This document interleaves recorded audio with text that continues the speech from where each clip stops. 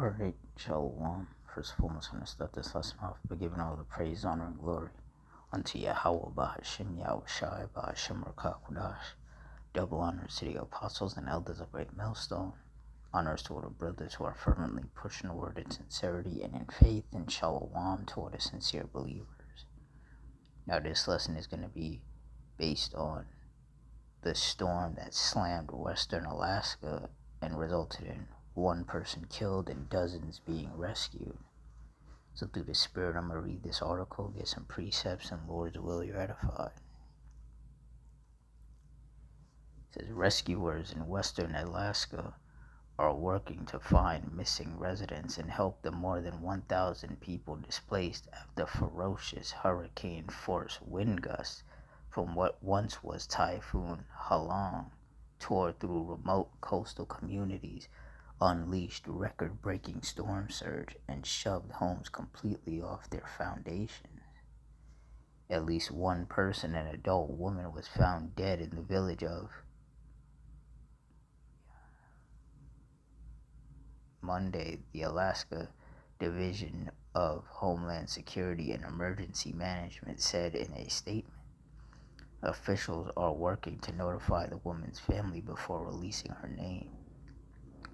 2 people were still unaccounted for as of Monday, officials said. At least 51 people and 2 dogs have been rescued in the nearby village of Kipnuk since the weekend, and about 1,400 others were displaced to shelters, a local tribal health agency and state officials said. Authorities said Monday evening there were no missing people in Kipnuk, after previously saying they were working to confirm reports of additional missing individuals. The sparsely populated villages are more than 400 miles southwest of Anchorage. Both communities experienced strong winds and heavy flooding overnight, which caused significant damage, including at least 8 homes being pushed from their foundations, Alaska State Troopers said Sunday, although officials said Monday afternoon that they are not sure how many buildings or homes are impacted overall.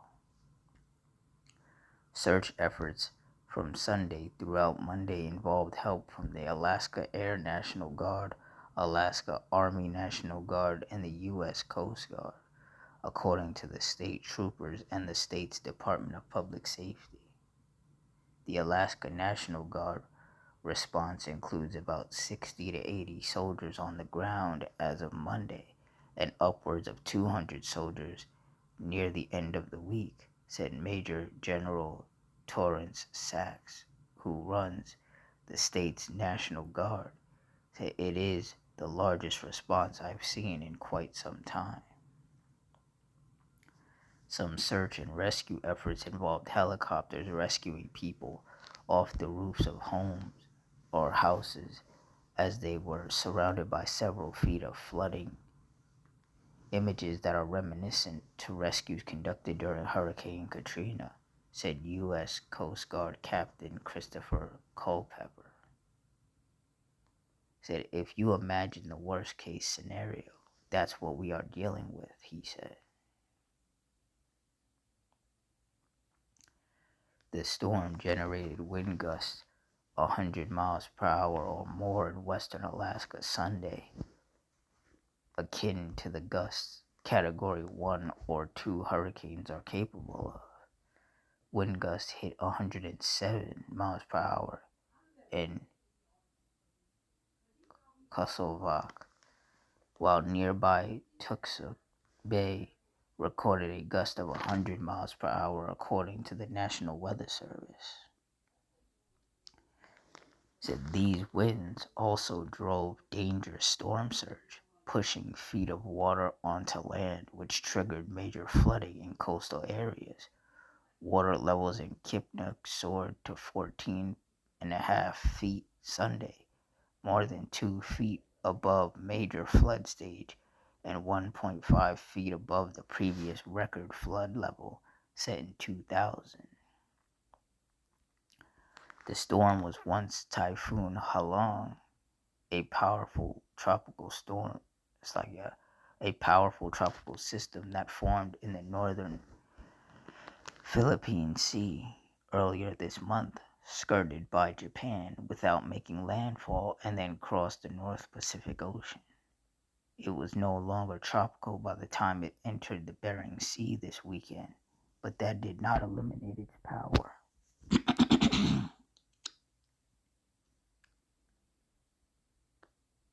The storm moved through northern Alaska late Sunday and pushed into the Arctic Sea early Monday, leaving communities to pick up the pieces in its wake. Said every effort will be made to help those hit by this storm. Help is on the way, Governor Mike Dunleavy said in a statement Sunday, announcing the expansion of a state disaster declaration to include the areas impacted by the weekend storm. He emphasized Monday there will be support for residents in the short term as well as for long-term needs. The initial declaration issued on Thursday addressed damage in western Alaska caused by another powerful coastal storm earlier in the week that brought extensive flooding. Senator Dan Sullivan of Alaska said he has been in frequent conversations with acting FEMA Director David Richardson and also in contact with local, tribal, and state officials, including the governor and with Homeland Security Secretary Kristi Noem. Said FEMA is in direct contact with state and local officials and has an incident management team traveling to Alaska as we speak, with a FEMA search and rescue group pre-positioned in Washington on standby. According to FEMA, the government shutdown is not impacting the agency's response to this emergency. Yeah, and there's going to be plenty more emergencies as the Lord continues to pour out his wrath upon this earth.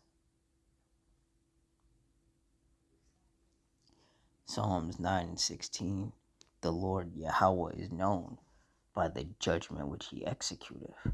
The wicked is snared in the work of his own hands. Hegeon Selah. And that's right. The Lord is known by his judgments. And these powerful storms and tempests, these powerful, deadly, destructive storms and tempests are some of the judgments of the Lord.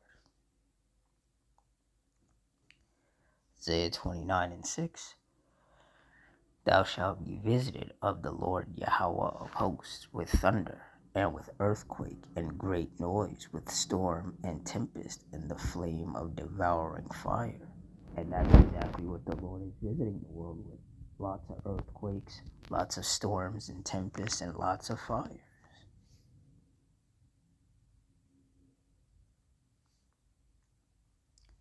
Isaiah 28:2. Behold, the Lord hath a mighty and strong one, which has a tempest of hail and a destroying storm, as a flood of mighty waters overflowing shall cast down to the earth with the hand. And the Lord sent upon those people a destroying storm and some mighty waters, a lot of flooding that destroyed people's homes. One person is dead. Many others had to be rescued. And this is just a sign of the time.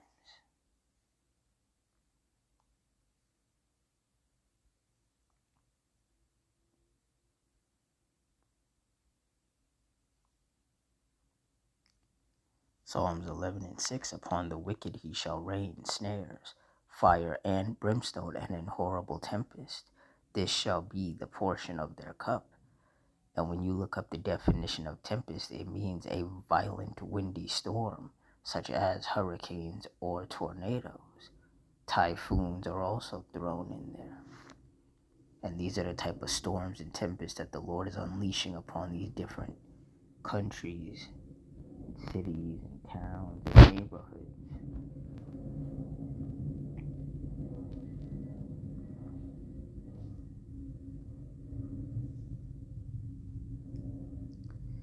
Psalms 83:14. As the fire burneth a wood, and as the flame setteth the mountains on fire. Verse 15. So persecute them with thy tempest, and make them afraid with thy storm, And clearly, that's what the Heavenly Father is doing.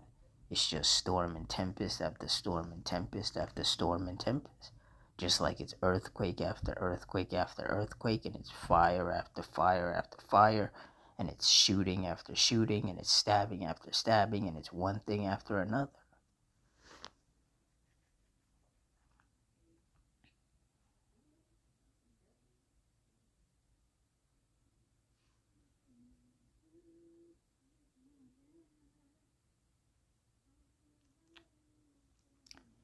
Second Timothy 3:1, this know also that in the last days perilous times shall come. And we are clearly living in the last days.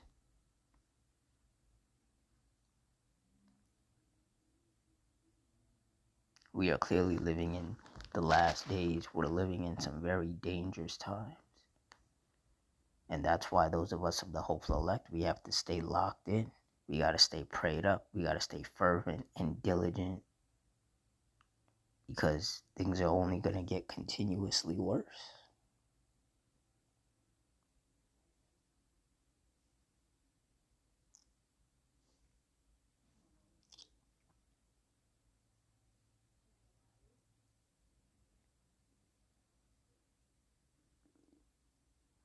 Deuteronomy 32:39. See now that I, even I, am He, and there is no power with me.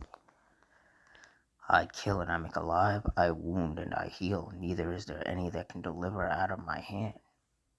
And that's what the Lord does through His judgments. He wounds and kills these wicked people with whom He is angry with every day, according to Psalm 7:11.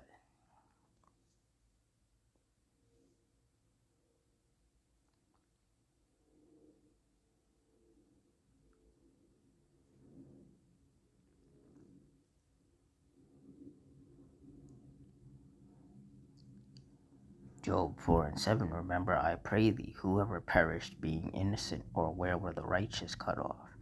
And the answer is that nobody has ever perished being innocent, nor were the righteous ever cut off. So that one person, that woman that they have confirmed died out there in Alaska, she was not innocent in the eyes of the Lord.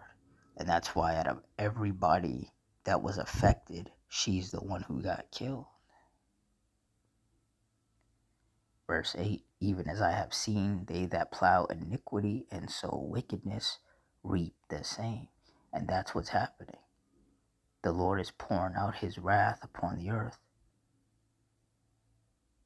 as punishment for the wickedness of these people. And that's why these judgments are just going to keep coming, and they're going to intensify.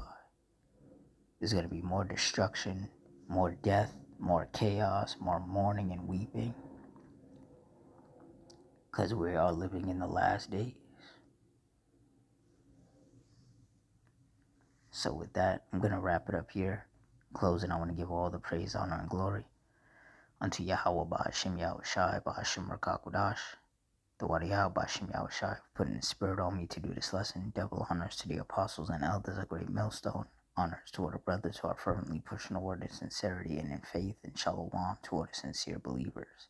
Hope you all stay strong, stay safe, stay fervent, stay circumspect, stay prayed up.